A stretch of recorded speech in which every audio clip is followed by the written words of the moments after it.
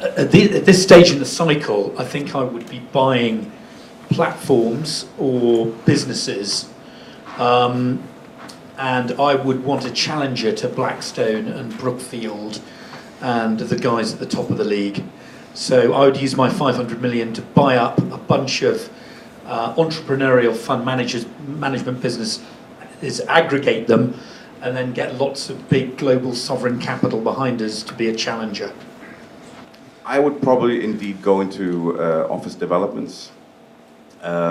If you get the right pricing, I still believe that even if Spain hasn't performed on the rental income, it's still seeking grade A quality, which isn't being provided. So I think either Madrid, probably Madrid more than Barcelona, because you never know what Catalonia is going to do after the UK decides to leave, and then and making sure that Spain has a government first. God, Europe, honestly.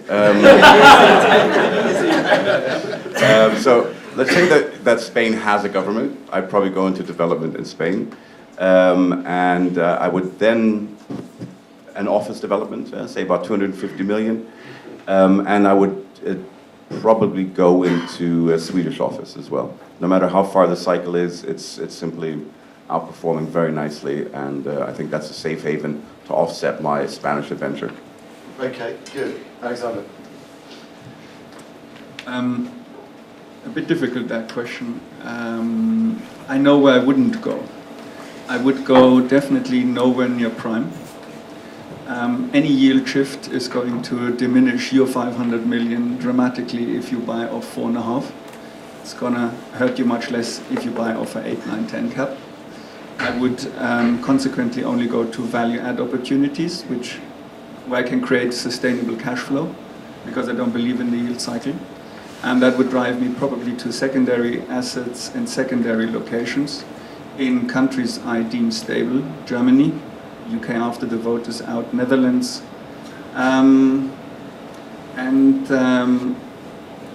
I would say UK after the vote is through, regardless what happens. Maybe not immediately, but certainly drip feed it in and then manage it actively. That would be my recommendation. Okay, great. Simon. Well, I think I'd be probably. I've got two choices. One, I could build that tech platform that is so demanded and sort of and take on the big boys in the real estate tech world. But I think I'd stick with my family's business is hotels, hotel ownership. So I think I'd stick in that. And you look like a man who needs a luxury resort to go and visit. So I'd probably go for the seaside resorts, particularly in those sort of locations, where you're still seeing quite a high development of the budget airlines who are taking a lot of people sort of out of Central Eastern Europe, putting them in Spain, etc. So I'd look for the good luxury resorts on the coast for you. Okay, good. Richard. Yeah, one of the sectors we haven't really spoken about is what I like is what we call the last mile industrial, following the mega trends of urbanisation and people wanting their parcel delivered within an hour with Amazon Prime. So, I mean, I know it's very, very expensive and difficult to get in around London, but I think that's going to be a big trend going forward around all the major cities around Europe.